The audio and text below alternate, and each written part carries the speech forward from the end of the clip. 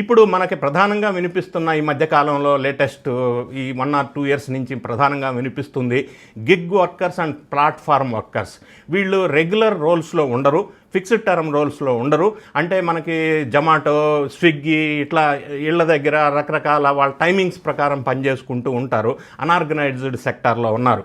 వాళ్ళకి ఏ విధమైనటువంటి benefits, welfare benefits ఇప్పటివరకు లేకుండే. కానీ ఈ లేబర్ కోడ్స్ వల్ల వాళ్ళకి పిఎఫ్ కానీ ఈఎస్ఐ కానీ అందరితో సమానంగా ఇంప్లిమెంటేషన్ చేయటం జరుగుతుంది. కాబట్టి గిగ్ అండ్ ప్లాట్ఫామ్ వర్కర్స్కి ఇది మంచి బెనిఫిట్గా మనం చెప్పవచ్చు. తర్వాత మూడో అంశం ఏంటంటే ఈ న్యూ లేబర్ కోడ్స్ వల్ల 40 సంవత్సరాలు దాటిన ప్రతి ఉద్యోగికి free medical checkup, annual free medical checkup అనేది చేయటం జరుగుతుంది. ఇది ఖచ్చితంగా ఎంప్లాయీస్కి ఉపయోగపడే విషయంగా మనం చెప్పవచ్చు. ఇంకొకటి ప్రధానంగా 4వ పాయింట్ మనం చూసినట్టయితే ఇప్పటి వరకు ఉమెన్ ఎంప్లాయీస్ నైట్ షిఫ్ట్లో పనిచేయడానికి పర్మిషన్ లేదు. అంటే నైట్ 10 నుంచి మార్నింగ్ 7 వరకు ఏదైతే నైట్ షిఫ్ట్ ఉందో అందులో ఉమెన్ ఎంప్లాయీస్ పని చేయాలి అంటే ప్రస్తుతం ఉన్న రూల్ ప్రకారంగా స్పెషల్ పర్మిషన్ మనం deputy chief inspector of factories నుంచి యాజమాన్యం వాళ్ళు తీసుకోవాలా. తీసుకున్నప్పుడు వాళ్ళు కొన్ని కండిషన్స్ పెడతారు. అంటే ఉమెన్ ఎంప్లాయీస్కి నైట్ షిఫ్ట్లో తీసుకోవటానికి పర్మిషన్ ఇస్తే వాళ్ళకి door pickup and drop vehicle పెట్టాలా, మరి పని ప్రదేశంలో సీసీటీవీస్ ఉండాలా, సెక్యూరిటీ ఉండాలా, మిగతా అన్ని వెల్ఫేర్ ఫెసిలిటీస్ నైట్ షిఫ్ట్లో పూర్తిగా వీళ్ళకి రక్షణగా ఉండాల్సిన అవసరం ప్రత్యేకంగా కండిషన్ బేస్డ్ ఇప్పుడు అడిగిన వాళ్ళకి ఇస్తున్నారు.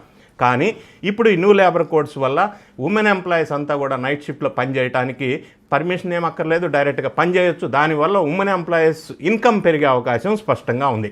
ఇంకొకటి ప్రధానంగా 5వ పాయింట్ మనం ప్రస్తావించినట్టయితే ఇప్పటివరకు చాలా ఆర్గనైజేషన్స్లో అపాయింట్మెంట్ లెటర్స్ ఇచ్చే సంస్కృతి, సాంప్రదాయం, ఆ ప్రాక్టీస్ కొన్ని ఆర్గనైజేషన్స్లో లేకుండా.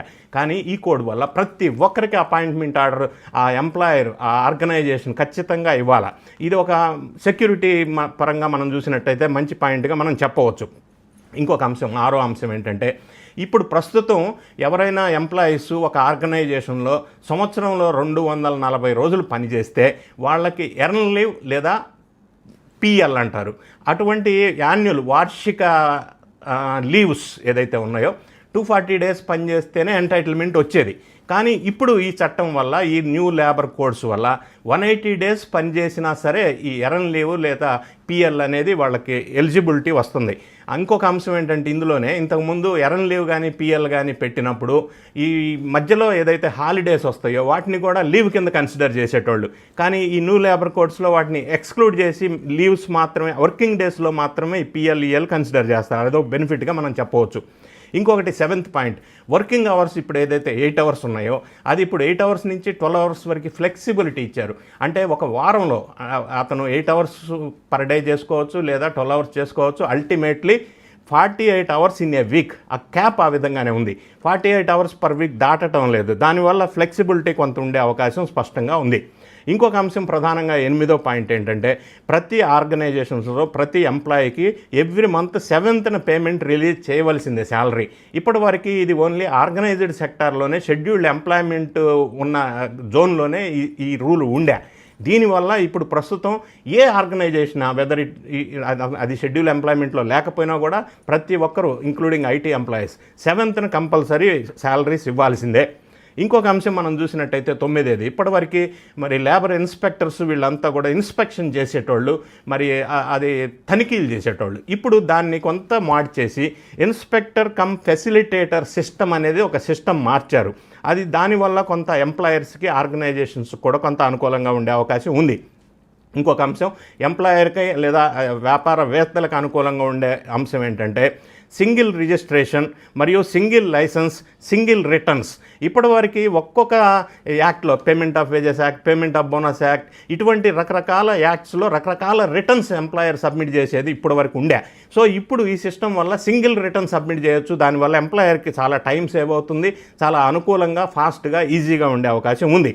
11వ అంశం ఏంటంటే మినిమం వేజెస్ అన్నిటికీ, అన్ని సంస్థలకి అప్లికబుల్. ఇప్పటివరకు మినిమం వేజెస్ అప్లికబుల్ అని అంటే ఓన్లీ షెడ్యూల్డ్ ఎంప్లాయ్మెంట్లో ఉన్న వాటికి మాత్రమే.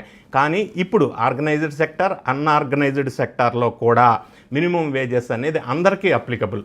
దీనివల్ల ఎంప్లాయీస్కి కొంత బెనిఫిట్ అయ్యే అవకాశం ఉంది. తర్వాత ఇంకొక అంశం ఏంటంటే 12వ point, bonus as per the payment of bonus act.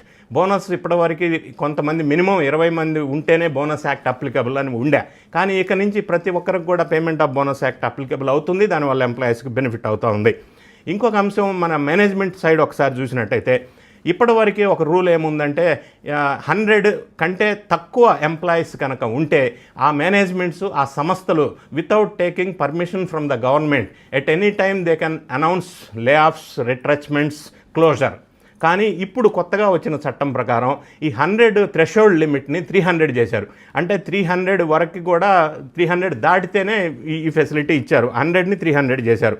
ఇంకొక అంశం మనం పరిశీలించినట్టయితే 14వ పాయింట్, ఓవర్ టైం అనేది డబుల్ ద వేజెస్ అనేది ప్రతి organisation irrespective of scheduled employment, unorganised sector, organised sector అనేది లేకుండా దాన్ని చేశారు.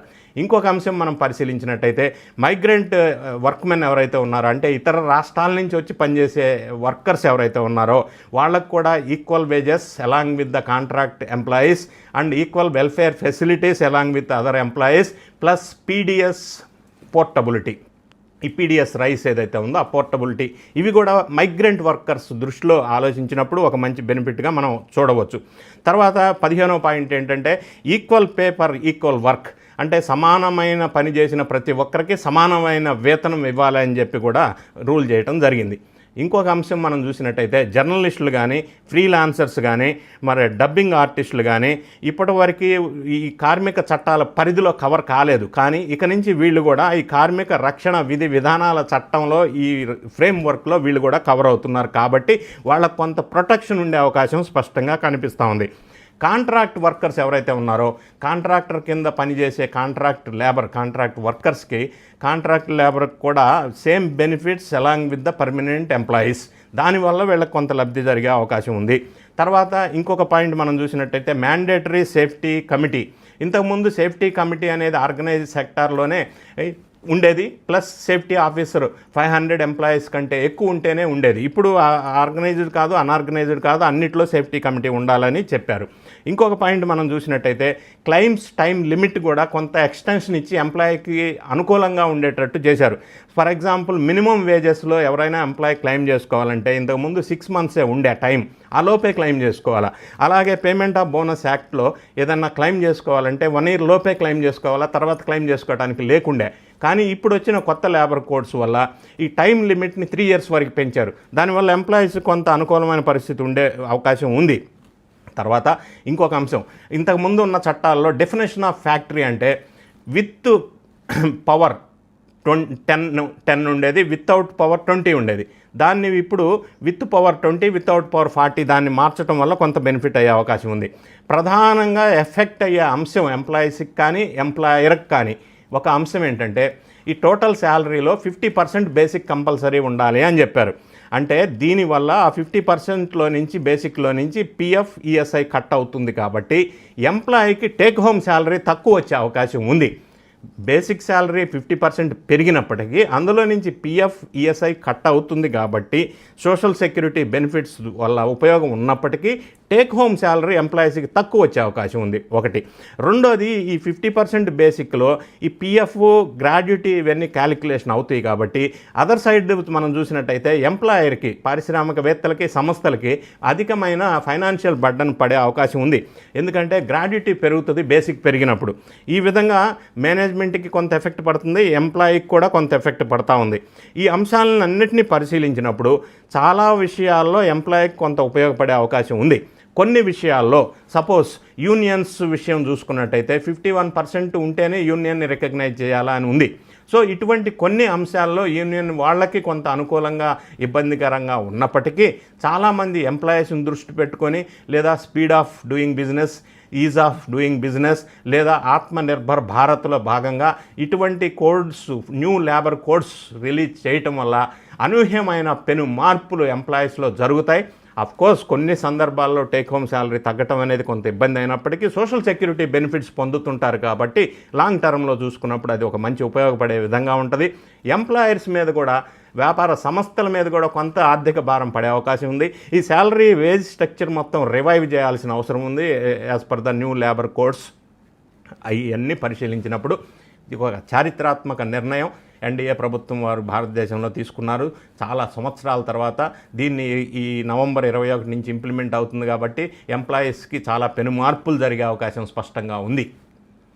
ఈ వీడియో నచ్చినట్టయితే లైక్ చేయండి. ఇప్పుడు ఈ లేబర్ కోడ్స్లో కీ పాయింట్స్ నేను ప్రస్తావించిన విషయాల మీద మీ కామెంట్ని కామెంట్ రూపంలో తెలియజేయటం మర్చిపోకండి. Thank you so much for watching.